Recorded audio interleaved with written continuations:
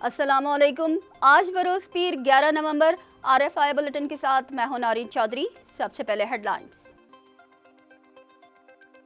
عرب اسلامی سربراہ اجلاس آج سعودی دارالحکومت ریاض میں ہوگا۔ پاکستان کی نمائندگی وزیر اعظم شہباز شریف کریں گے۔ کانفرنس میں فلسطین اور لبنان سمیت خطے کی صورتحال کا جائزہ لیا جائے گا۔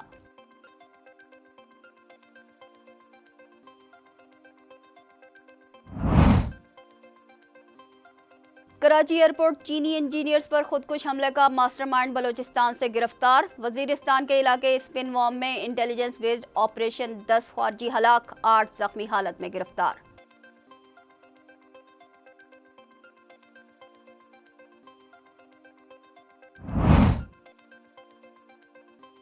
کانفرنس آف دی پارٹیز کے 29ویں اجلاس کا باکو میں آغاز۔ ماحولیاتی آلودگی، موسمیاتی تبدیلی اور گلوبل وارمنگ، ممکنہ خطرات سے نمٹنے کے لیے حکمت عملی کیا ہوگی؟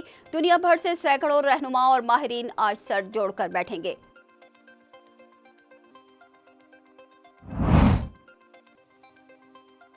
بھارتی ریاست منی پور لہو لہو، ہندوتوا کا نسلی، لسانی اور مذہبی تعصبات کا بویا ہوا بیج تناور درخت کی شکل اختیار کر گیا۔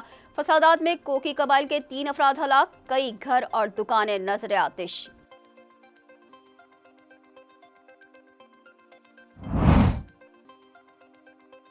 مقبوضہ جموں و کشمیر میں قابض بھارتی فوج کے قتل و غارت گری کا سلسلہ جاری۔ سوپور میں مزید 3 کشمیری نوجوان شہید۔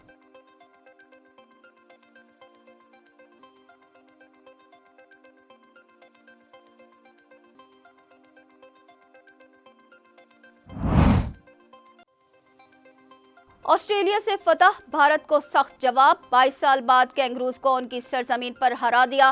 کھیلوں کے ہر فارم پر بھارت کو چیلنج کرنے کا فیصلہ۔ اولمپکس بڈ کی بھی مخالفت ہوگی، PCB نے وزیر اعظم کو آگاہ کر دیا۔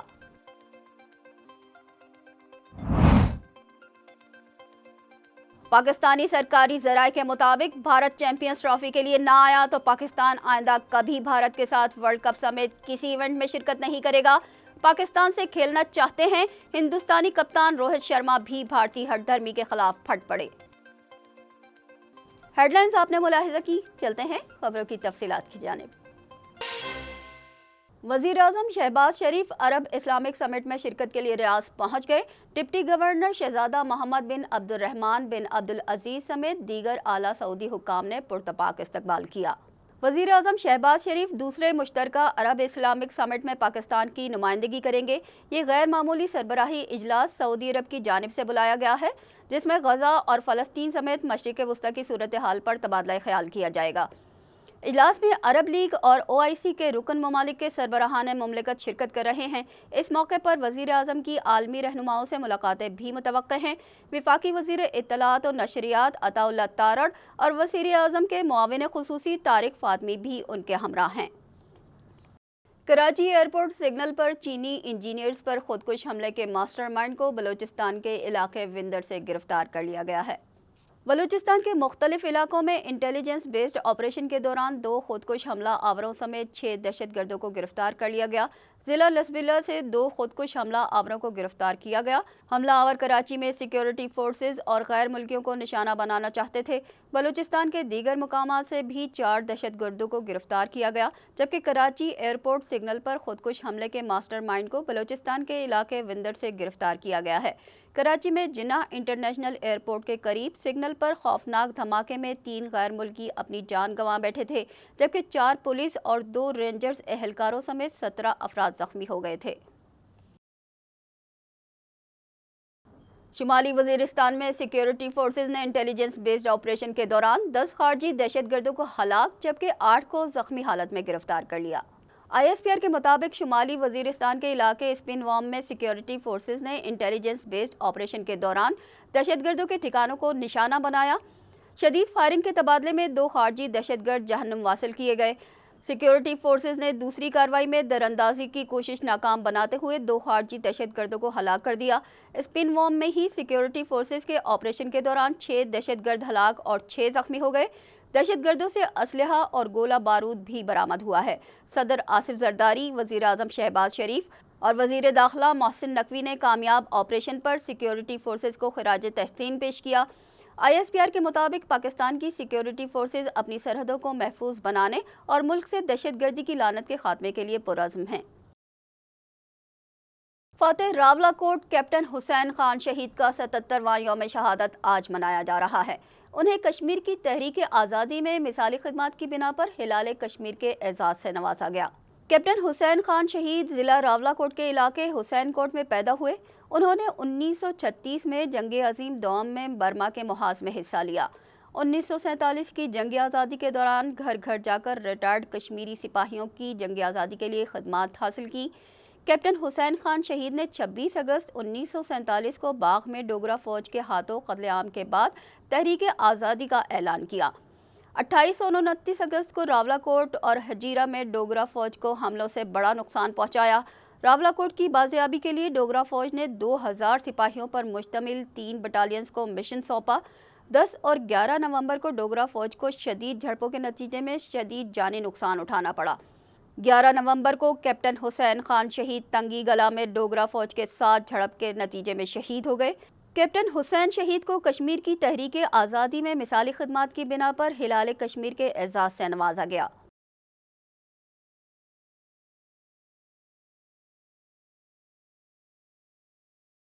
کانفرنس آف دی پارٹیز کے 29ویں اجلاس کا باکو میں آغاز ہو گیا۔ اجلاس میں 197 ملکوں کے نمائندے اور ماہرین ماحولیاتی آلودگی، موسمیاتی تبدیلی اور گلوبل وارمنگ سے نمٹنے کے طریقہ کار پر تبادلہ خیال کریں گے۔ کوپ دنیا میں موسمیاتی تبدیلی سے متعلق منعقد ہونے والے اہم اجلاسوں میں سے ایک ہے، جس میں 197 ملکوں کے سرکاری وفود کے علاوہ کاروباری شخصیات، NGOs اور سماجی کارکنوں کی بڑی تعداد شرکت کرے گی۔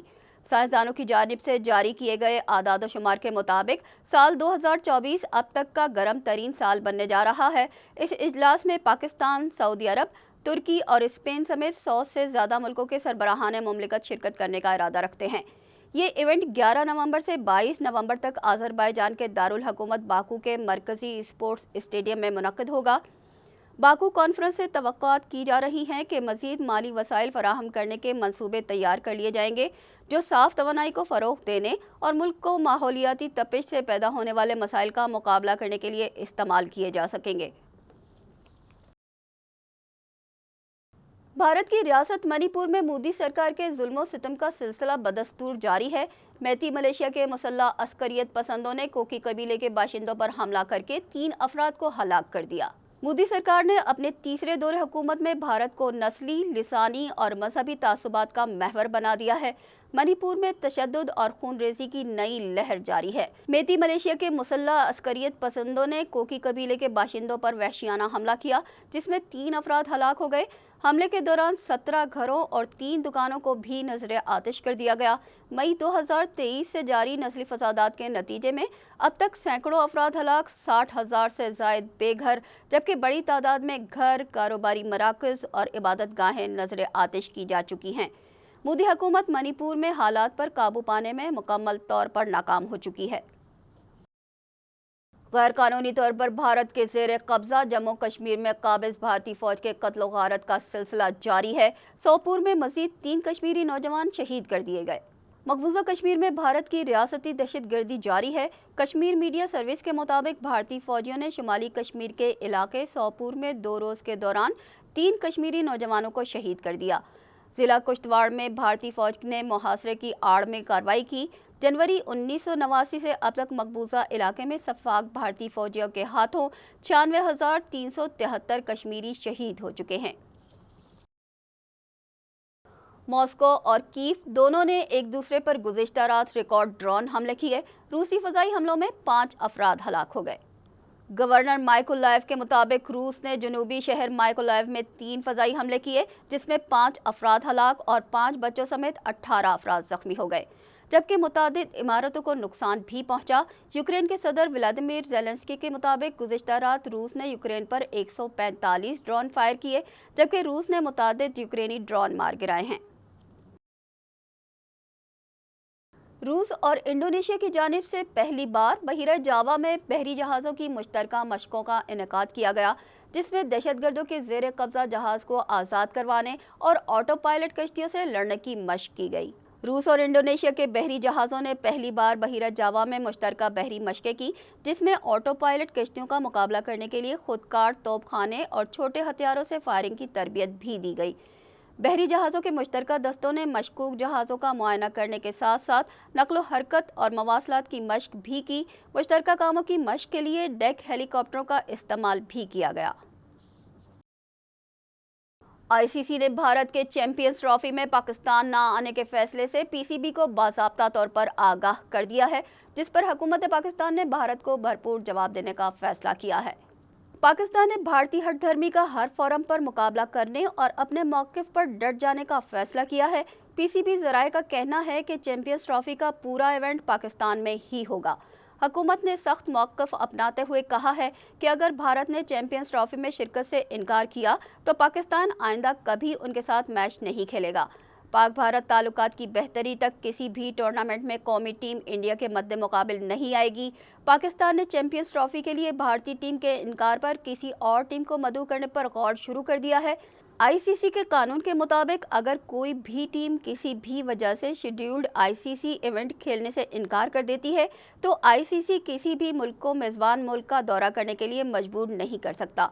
قانون انٹرنیشنل کرکٹ کونسل کو یہ اختیار دیتا ہے کہ وہ ٹاپ 8 میں سے کسی بھی ٹیم کے انکار کی صورت میں رینکنگ میں موجود 9ویں نمبر کی ٹیم کو مدعو کرے، جو قانون کے مطابق خود بخود اس ایونٹ کھیلنے کی اہل ہو جاتی ہے۔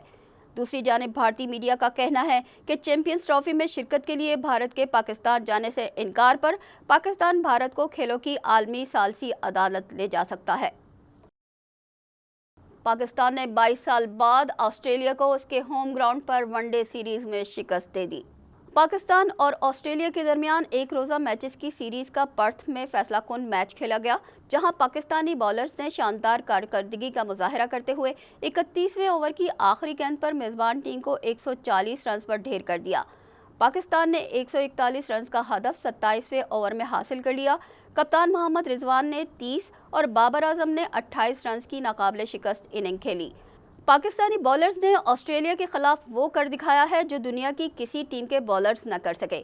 تاریخ میں پہلی بار 3 میچوں کے ون ڈے سیریز میں آسٹریلیا کا کوئی بلے باز نصف سنچری نہ بنا سکا۔